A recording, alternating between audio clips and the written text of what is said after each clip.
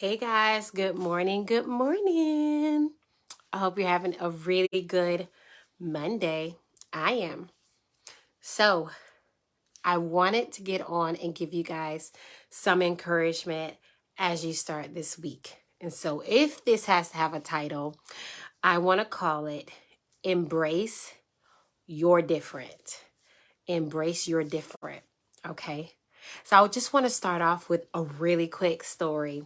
And so most of you guys know that my husband and I, what would it be? 2.5 years ago, we started a church. Okay. September 29th, 2019. Really cool. Because my husband had a dream, like at 5 years old, that he was a pastor. He was preaching all over like the world and all these good things. So starting this church was like the culmination of like a lifelong dream for him, as well as confirmation of things God has spoken over me. And so that was exciting. But the path to get there was interesting. So, for those who are modern day church planters, there's a lot of conferences, there's a lot of things that you go to and books you can read that will help you to start your church off on a good foot, such as having launch team meetings, which basically are interest meetings, which is basically trying to figure out everybody you know, having big parties and inviting people out, right? Nothing wrong with that. And there's a lot of steps they say you should take to make it to your big day so that you could launch the biggest church you can. Okay. So in February of 2019, when we started this journey, we're like, we're going to do all the things. We're going to follow this model piece by piece, like to get there. Needless to say, we were not successful. Okay. And so maybe the first meeting we had one. I think the first meeting was the biggest one. We had 5 people. Then the next meeting we had 3, and then the next meeting we had 2, and then the next meeting we had 3. So we were spending hundreds of dollars for 1, 2, 3 people, like, and they weren't really sticking either. So it wasn't like we were adding to our number, like that was the number. And so we were getting frustrated. We're like, there's no way, according to the timeline of the church planning model, that we're going to catch up. There's just no way. And so we're like, we need to pray, see if this is like, did we miss God? Does he really want us to do this? What are we supposed to do? So we did. And guess what? He told us to hold a barbecue. So here we go, putting our name and address all over the internet and inviting strangers to our house for a barbecue. Okay. Do you know that 44 people showed up? That's not including our family, all right? So that gets you to 53. This house is holding 53 people. 44 of those we really didn't know. People came, right? People we didn't know. And guess what God taught us that? Like, right? Like God has his way of doing things and man has his way of doing things. Not that those models are wrong, but those models weren't for us, right? The way God wanted to launch our church in this town and this season required something different. And it was our job to embrace our different, to embrace the fact that I'm an African American woman. My husband's a Puerto Rican man. We have 7 kids. We have military background, and we're launching a church, and it's not going to look like anyone else's. Just like no one else's should look like anyone else's, right? In doing so, we learned that people want authenticity. They want relationship. They want to know that you are the real you and not the facade version of whatever you put out to try to gain followers or try to, gain notoriety or whatever the case may be in your life. I say all this to say I want to encourage you guys this week to embrace your different, right? What makes you different? What are the things that God has told you to speak about or not speak about? What are the creativity aspects of you? What are the talents that you have? What are the things that you are passionate about?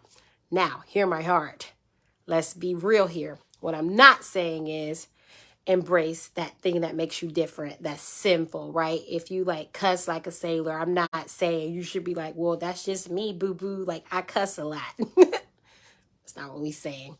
Or unless what I'm not saying is embrace your sin. What I am saying is embrace how God created you to be. I encourage you in your private time to read Psalm 139, where it says, man, I am fearfully and wonderfully made. You know my thoughts before I even think them. Whether I lay down or go to sleep or run or walk, you are with me all the time. Like, this God that we serve is very intimate and created you on purpose, for a purpose, with a purpose different. You are not like anyone else who has ever been or ever will be.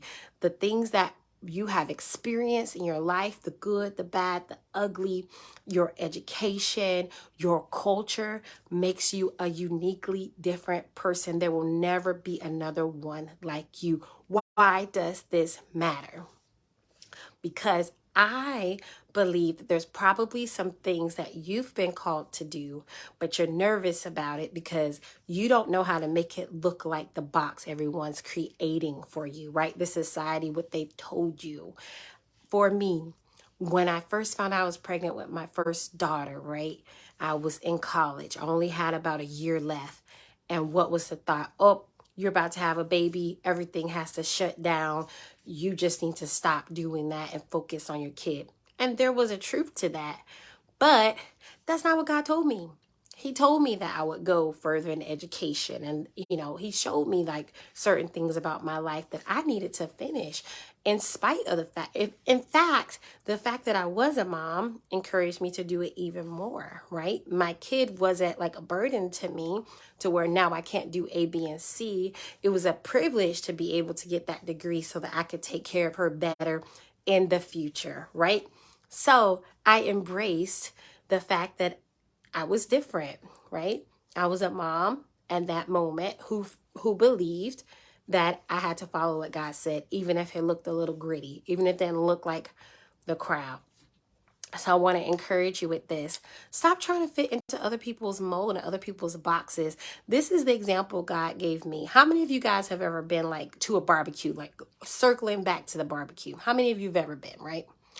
I would beg to believe most of you have been, okay? My mom, she makes potato salad, okay? That's her thing. Can you imagine if we went to the cookout and everybody bought potato salad? Wouldn't that be nasty? Nobody wants to go to potato salad barbecue. We want potato salad. We want baked beans. We want ribs. We want chicken. We want hot dogs. We want chips. We want drinks, right? We all bring a different dish to the table.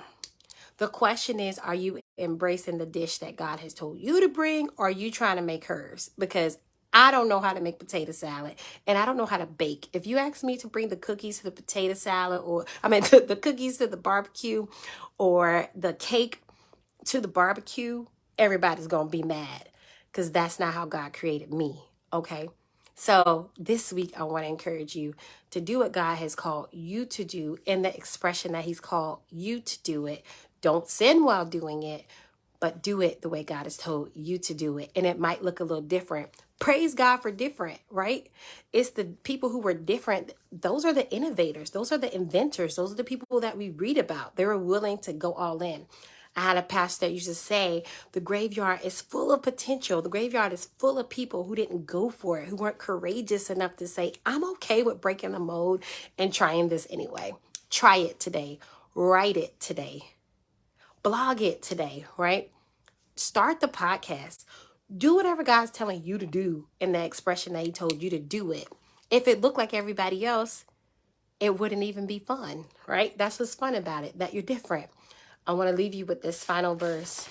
Isaiah, only verse I've shared so far today. Isaiah chapter 1, verse 19 says this. If you are willing and obedient, you will eat the good things of the land. If you are willing and obedient, you will eat the good things of the land. Willing, attitude. If you have the right attitude and you are obedient, you do exactly what God tells you to do, you will be blessed. If you are willing and obedient, victory will follow you. Doors will open. Miracles will take place. God will move because you're willing and obedient, and God doesn't lie. Does it mean everything will be perfect? Of course not. Does it mean that you'll see favor? Absolutely. If you are willing and obedient, you will eat the good of the land. You will be blessed. Will it look like everybody else's? No. That's what makes you different. And that's okay. That's what I want to encourage you guys today. When you have an opportunity, start writing down those things that God has spoken to your heart and ask yourself, what would my life look like if I was willing and obedient? Come on. Parents, your kids may be obedient to you, but are they willing? God doesn't want to drag you into your calling. He wants you to be willing. He wants you to have the right attitude about it. So this week is different for you. I believe it. All right. Thanks for listening. If this motivated you, like it, share it, comment, do what you need to do.